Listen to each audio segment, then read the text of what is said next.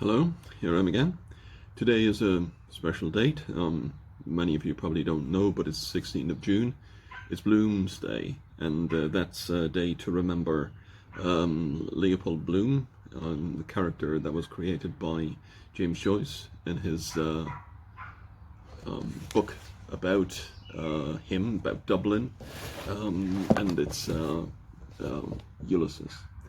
So I started reading this actually already 2 years ago. I first started reading it in English, and then it was too difficult. Well, too difficult because of the name places and then different languages that he uses and references. So I actually found a very interesting one, which is this annotated version. It's in German actually, and you have on all the pages you have explanations about different things that James Joyce wrote about it. It's obviously about characters and corrections as well. And right now I'm actually at the page 222. There are 1,078 pages, so I'll still be reading for some more time. It's actually a strange coincidence about this when my wife and myself, we were walking along the pier in Dún Laoghaire. There was obviously a woman thought we were tourists, and even though we spoke English to each other, but well, thought we were tourists, and which was right. So she said like about James Joyce and about going to the James Joyce museum that is just around the corner, and that was actually when I had started reading this book. So I was all enthusiastic about it because I personally think it's a great book, but well, it's quite hefty to read, and that's why I read it in small doses,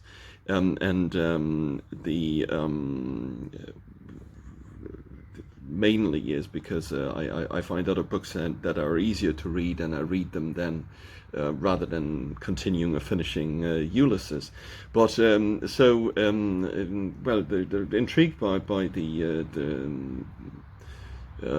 conversation we had with your woman, and so I went to the museum a couple of days later. I actually didn't see your woman. I have been back since again. And visited the place. It's interesting though. It's definitely different.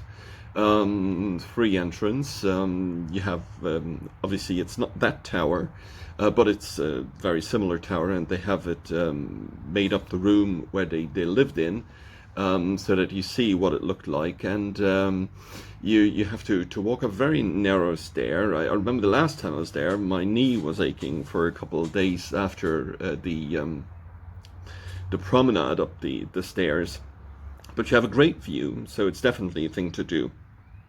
So this is actually a thing that a book that was written in 1922 and probably finished in 1922, and it's a day that is the 16th of June 1904, and you see Leopold Bloom moving around Dublin, and even now, I can appreciate when different places I mentioned that I know, even though that I'm from Luxembourg, and I have visited Dublin quite a lot of times, and but it's intriguing. It's very interesting to read, even though difficult.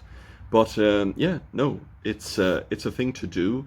As said, I try to read it in English, and I thought it was my lack of English that was the problem, but it's obviously because of the vocabulary that he's using, the foreign language that he uses. Even though that I do speak a couple languages, but then when it comes into Latin, there it's limited to the Asterix and Obelix. Latin that Europeans or mainly Europeans from the region of France, Belgium, Luxembourg, well, even though that Asterix and Obelix has been translated in many languages, but it's that kind of Latin that I know. So it's good to have an annotated version to get the explanations. I do not know if that exists in English as well, the annotated version. I suppose it does. It probably does exist as an annotated version in other languages as well. But for me personally, because German is my first foreign language, it definitely helps and it's a lot more enjoyable. But because I do read all the annotations, it takes a lot longer to read the book. So and that's for the book now. And well, do go and visit the James Joyce Museum, because it is very interesting. Now it's a special occasion, as said. So I'm going to go for a special bottle. Now this is something nice.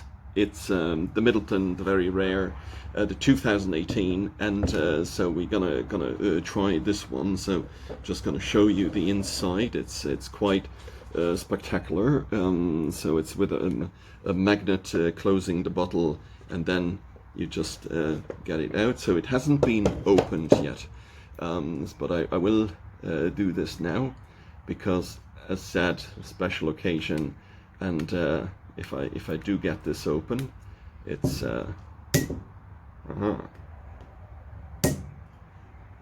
so we will. I should have had a knife to cut it open, but it does work eventually.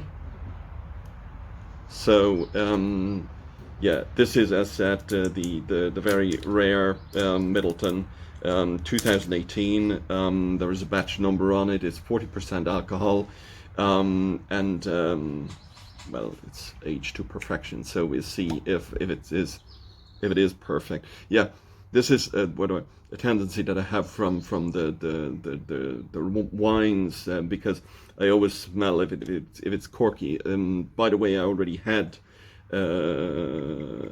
other alcohols than wine that was corky, so I always try to smell if I notice anything, but well, there was definitely not corky.